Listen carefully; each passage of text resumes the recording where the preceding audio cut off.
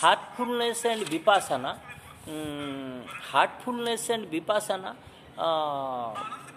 gives more importance to concentration, a light in the your heart, or putting your mind into breath. So this the belief system is, when you are more concentrated, ultimately you are going to your the final point of your energy system, that is the backbone energy system, and that's how you become it becomes easy for you to activate your Sushumna system.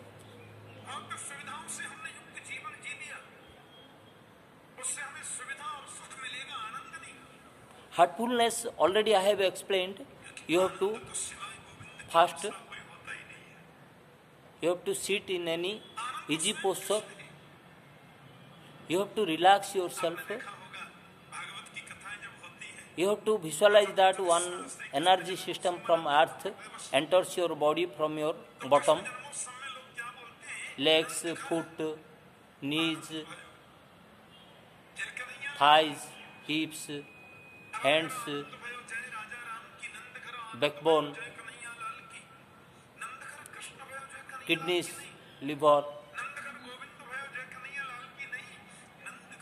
pancreas, heart, ribcage, shoulder, neck, thyroid gland, mouth. You are relaxing all the body, eyes, nose, ears, forehead, back of brain, left and right of brain, upper brain, mind. So thereby what happens, you are simply and thereafter you put your mind into your heart and visualize a light over there. Though this is heartfulness meditation, later on you think that God is everything and I am doing some constraints to get Guru, and the Guru only can take me to that beautiful place. This I also visualize. Now, if you see, ultimately when you get more of concentration, you are just trying, the purpose has been to activate the Sushumna system. Okay. Now I do Kandhapidasana. Kandhapidasana is one of the beautiful postures, thereby directly you can activate the Sushumna system.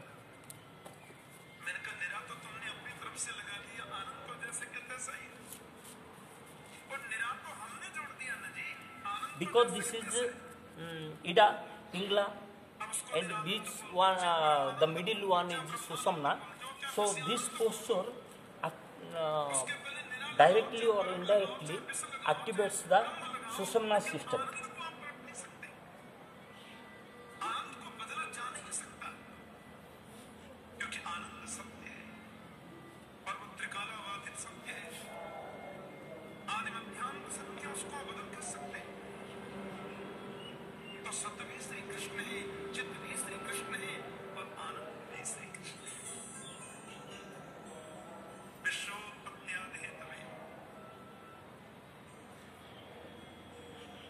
जरा सा मुस्कुराता है, सृष्टि का सृजन हो जाता है। वो जरा सा गंभीर होता है, सृष्टि का पालन हो जाता है।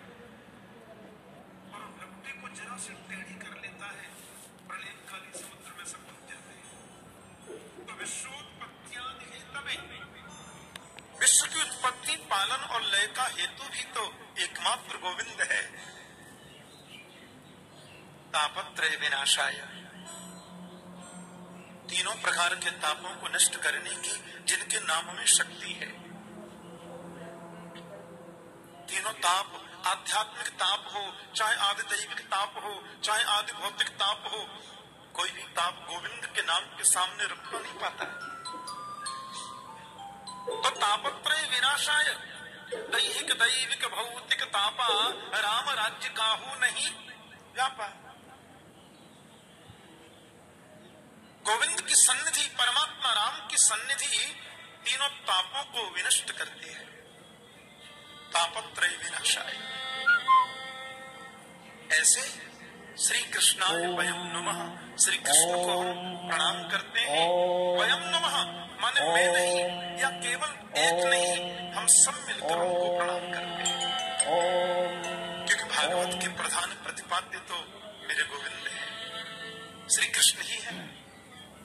इसलिए महात्मा के प्रथम श्लोक में This Shri Kanda Krishna Pida को asana, वर्णन किया गया। if you do for a Bhagavat के long पूज्य period, आचार्य हैं भगवान Shukdev for Swami. a good number of times, Yama means प्रव्रजं 5-10 minutes each day, then definitely the pranic energy becomes more prominent in your body. The pranic energy becomes more prominent in your body. Now 5 more postures I will show. These already I have shown in various videos, but the particular purpose of this video, this demonstration, have been how we are trying through Patanjali Yoga to activate our Susamna energy. Okay, the ultimate purpose, the real purpose of our sadhana have been to activate the Susamna energy. Okay. वो जन्म सन्यासी है, जन्म से ही सन्यासी। 12 वर्षों तक मात्र गर्भ में समाधिस्थ रह करके जिसने भागवत चिंतन किया और संन्यास्तगत चिंतन जन्म लेते ही जो सन्यास लेकर वन की ओर प्रस्थान कर रहा है, 16 वर्ष की जिसकी अवस्था जन्म के तुरंत बाद जो 16 वर्षीय प्रतीत हो रही है, श्याम वर्ण की जिनकी दिव्यांग कांति है, बड़ा अद्भुत जिनका आभमंडल है, लंबी भुजाएं हैं, चौड़ा दिव्य वक्षस्थल है, जो दिगंबर है, दिगंबरम वक्त्र विकिरण केशम। भगवान शुकाचार्य आगे आगे जा रहे हैं और महर्षि वेदव्यास जिनको लौटाने का सतत प्रयास कर रहे हैं, लेकिन व्यास जी पुत्र पुत्र कह करके बोल रहे तो रक्षा अभिनय दो। वृक्षों ने कहा, आप किसको पुत्र कहते हैं महाराज? कितनी बार ये आपका पुत्र बन चुका, आप इसके पुत्र बन चुके, कौन जानता है? व्यासी महाराज ने भी जब ये जाना कि वास्तव में ये तो सर्वभूत हृदय है, ये तो भगवत स्वरूप है, तभी लौट करके चले। तुम सर्वभूत हृदयम मुनिमानतोऽस्मि, ऐसे भगवान शुकदेव के चरणों में हम बार बार प्रणाम करते हैं, बार बार नमन करते हैं। माँ कात्यायनी के चरणों में बैठ करके हम लोग इस अमृत रस सुधा का पान करने के लिए एकत्र थे। ऐसे ही पुराण की कथा के लिए एक बड़ी सुंदर भूमि बताई शास्त्रों में, उसका नाम है नैमिषारण्य। 88,000 संत जन विराजमान थे, जिनका जीवन ही कथा है। एक पुराण की कथा पूरी हुई तो दूसरी प्रारंभ। आपस में चर्चा करते हैं, कभी किसी को रुकता बना करके बैठ जाते हैं, लेकिन आज अपने नित्य के कर्मों से निवृत्त होकर के वो ऋषि जन जब बैठे थे, शौनक आदि बोलते हैं उन्हें, उनके मध्य में आदरणीय सूत जी महाराज बिठाए। वे ऋषि तो बड़ी लंबी उम्र वाले हैं, कोई 1000 वर्ष के हैं, कोई 10,000 वर्ष के हैं, कोई लाख वर्ष के हो गए। और आश्चर्य की बात यह कि वो सभी ब्राह्मण हैं। आज उनकी कथा के मंडप में उन ऋषियों की मंडली के मध्य में बिल्कुल एक युवा संत आया, महर्षि वेदव्यास के परम प्रिय शिष्य भगवान शुकाचार्य जी के भ्राता। और आश्चर्य की बात यह है कि ये ब्राह्मण नहीं है।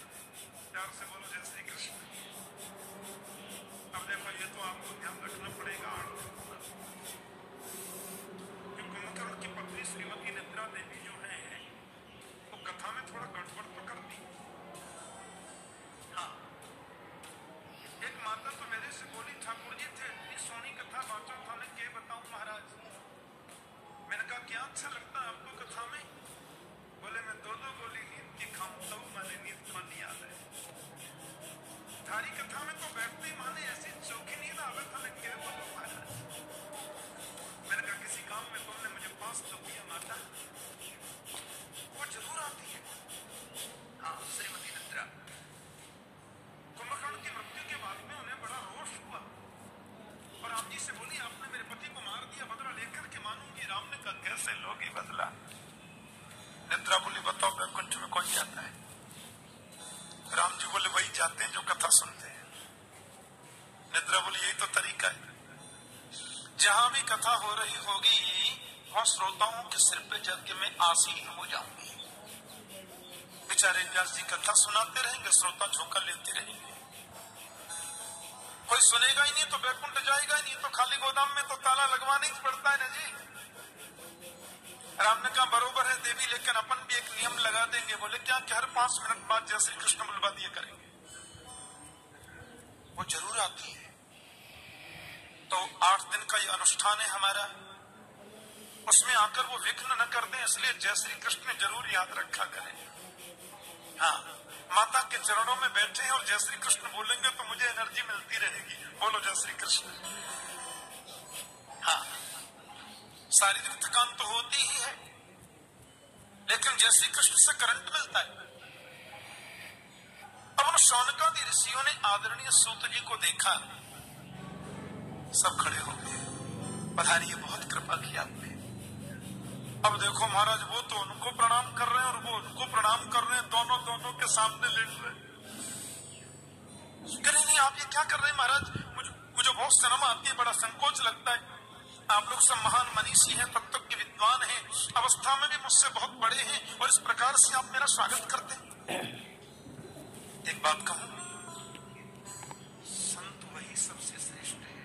These 6 postures, first kriya, this what I told, Udyan Bandhu, Agnisar,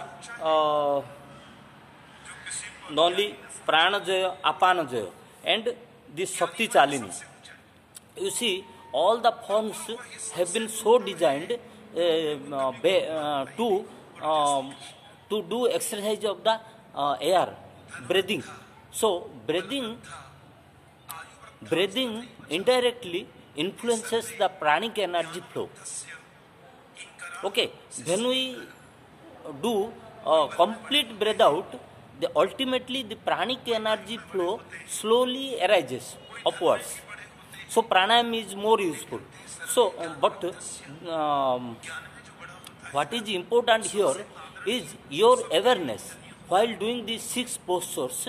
Whatever the form you are doing, whatever the way you are practicing, but the attitude should be, your awareness should be, your inner consciousness should be to activate the susamna, because through breathing exercises you are activating your pranic energy. So the purpose, that lightning in the form of lightning of the sky, in the form of pranic energy in our body. So ultimately these 6 postures you are doing the activation of pranic energy in your body, the lightening of the body. So purpose of this, if you deeply analyze the purpose of these postures, you could find that this is the increase, trying an effort to increase the pranic energy in our body. Another posture I will show.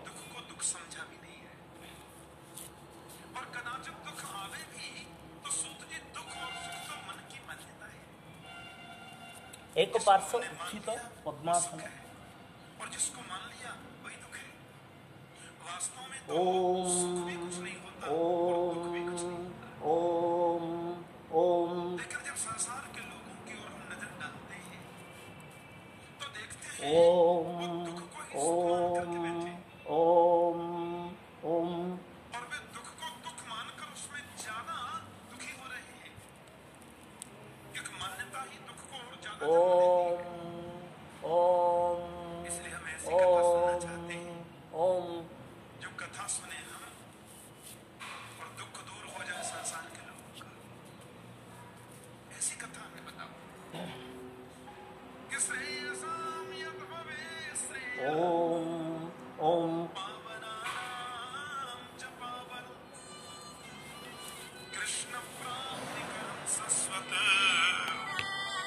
साधनम तद्वदाधुना। श्रेष्ठ में भी जो परम श्रेष्ठ है, पवित्रों को भी जो परम पवित्र बनाता है, और ऐसी कथा जो गोविंद से मिलाने वाली है। एक बात कहूं, कभी किसी संत के पास में जाकर ये प्रश्न मत करो कि दुकान कैसे चलेगी। किसी भी महापुरुष के पास में जाकर के ये प्रश्न मत करो कि फैक्ट्री में बरकत कैसे होगी। किसी महापुरुष के पास में जाकर ये क्वेश्चन मत करो कि घर में पोता होगा कि नहीं।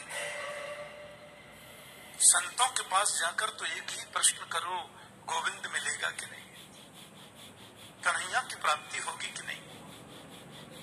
और ये प्रश्न आपने किया है तो सर्वोत्तम प्रश्न है, इससे ऊंचा कोई प्रश्न नहीं होता। और ध्यान देना, दुख भी मिलेगा हमारे कर्मों से, सुख भी मिलेगा हमारे कर्म से, लेकिन भगवत शरणागति गोविंद की प्राप्ति तो संत कृपा से ही संभव है। इसलिए दुख और सुख तो हमें मिलने वाले हैं। नाभुक्तम क्षीयते कर्म जन्मकोटि शतैरपि अवश्यम एव भुक्तव्यम कथम कर्म शुभाशुभम। जैसा कर्म अपन करते हैं वैसा फल मिलने वाला है, और बोया पेड़ बबूल का तो आम कहां से होए, संभव ही नहीं है। लेकिन संत कृपा करते हैं तो भगवत शरणागति प्रदान कर सकते हैं। संत कृपा करते तो गोविंद को आपको प्रदान कर सकते हैं। इसलिए महापुरुषों के पास में जाकर यदि प्रश्न करना है तो यही प्रश्न करो, कृष्ण प्राप्ति करम शाश्वत साधनम तद्वदाधुना। ऐसा साधन बताइए जो कृष्ण की प्राप्ति कराने वाला हो। बहुत प्रसन्न हो गए सो। सच्चा संत ऐसे प्रश्नों से ही प्रसन्न होता है। संसार की व्यर्थ की बातों से हम संतों के क्षण को बर्बाद करते हैं। और महाभारत में लिखा है कि संतों का क्षण और अन्य का कण कभी बर्बाद मत करो। महापुरुषों के पास जाकर तो आप you can see that first I did Ekaparshva Utthita Padmasana and Ustrasana, and again I did Mahamudra and Ustrasana. Both the purpose of both these all these postures have been first going to right side, activating the Pingala energy, then left side Ida energy, and both sides I am doing the activation of Susamna energy. Okay, I think this will be helpful to you all to know the purpose, real purpose of why we are doing Patanjali Yoga. Really, all the 500 postures have been so designed to activate the Susamna energy. Susamna energy is nothing but that helps us to work better, to think better, to contemplate better, to visualize better, to perform more perfection in our work, to be more contemplative,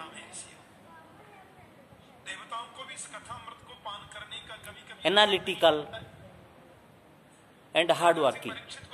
Okay, thank you. Namaste. If there is any mistake, please forgive me.